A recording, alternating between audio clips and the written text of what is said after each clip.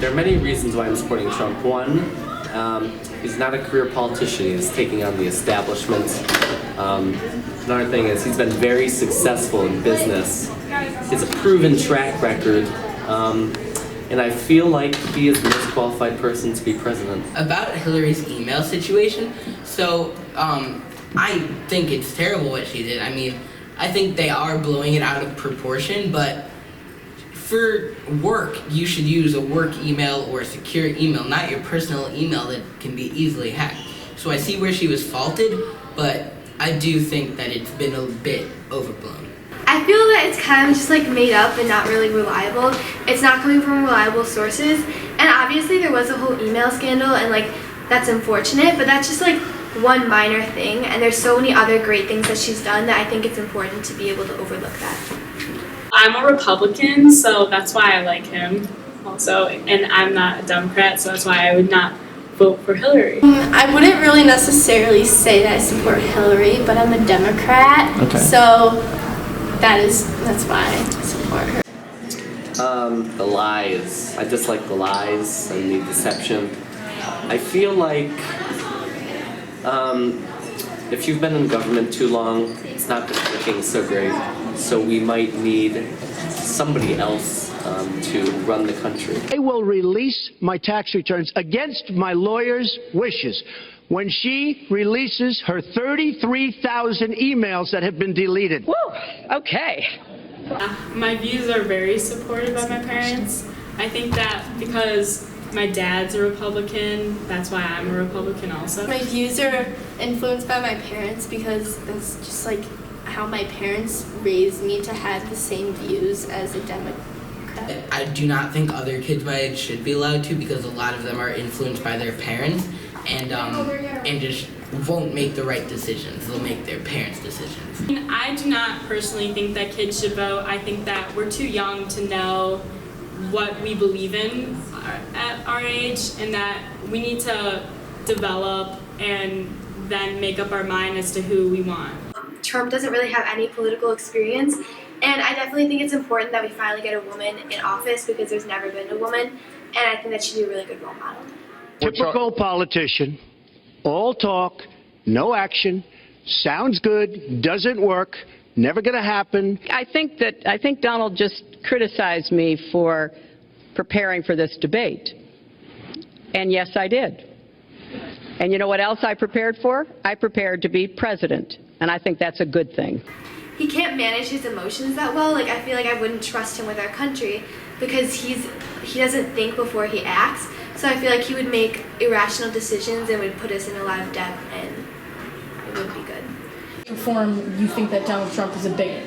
No. Or a racist. He is not intolerant to another person's views. Obviously, there's going to be a lot of negative stuff against her. That's just what happens in a presidential election. There's negative stuff against Trump. There's negative stuff against Hillary. That's just what happens. And it's just expected that Trump's going to come after her for everything that she's done wrong. But I think that she'll come after him for everything that he's done wrong, too. I have a feeling that by the end of this evening, I'm going to be blamed for everything that's ever happened. Why not? Why not? Yeah, why not? Yes. I disagree with practically everything he has said. Literally. He thinks global warming is a myth.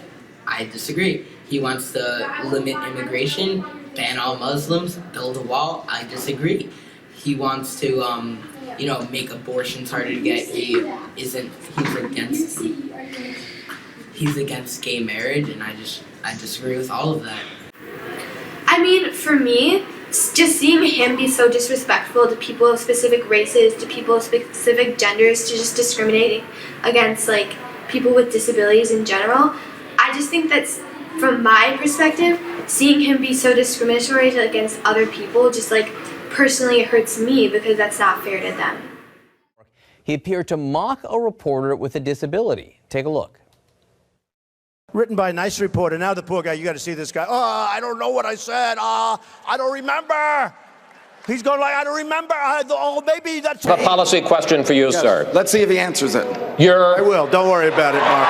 Don't worry about it. Don't worry about it, little Marco. I will. All right, well, let's hear Big Don. Donald. Don't worry about it, All right, wait. Don't worry about it, little Marco. Gentlemen, gentlemen. You ought to chill a bit. Gentlemen, you gotta do better than this. This guy has the number one. There's definitely something that needs to be done about immigration, and I don't think that either Trump or Hillary has the best options to handle that. I think that Trump's a little extreme, and I think that Hillary should be a little bit more harsh. So I think that there needs to be a little bit more of an in-between. But I think that the things that Trump has said are really disrespectful and are going to cause a lot of people to feel like he's discriminating against them. Again. Instead of building walls, we need to be tearing down barriers. We need to show by everything we do that we really are in this together. Today, too many people at the top, too many corporations have forgotten this basic truth about what makes America great. I think that Obama's done a good job, and I think that she'd be able to pick up where he left off really well. But Hillary Clinton is going to take it. And I know she can run that race.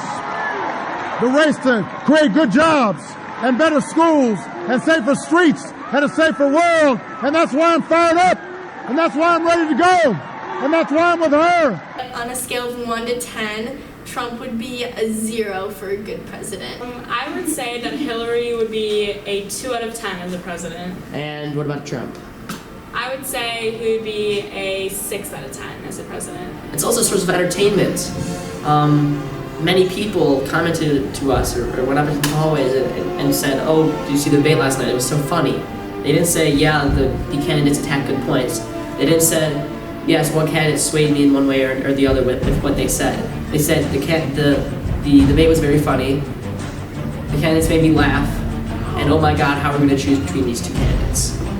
And in the long run, that's what the people must decide. They must decide which of the two candidates they're going to pick. And not only is that going to affect us now, not only is this going to affect us within the next upcoming year, it's going to affect us for years and worlds to come. And that's really just why we wanted to bring light to how kids think and how they function when it comes to the election.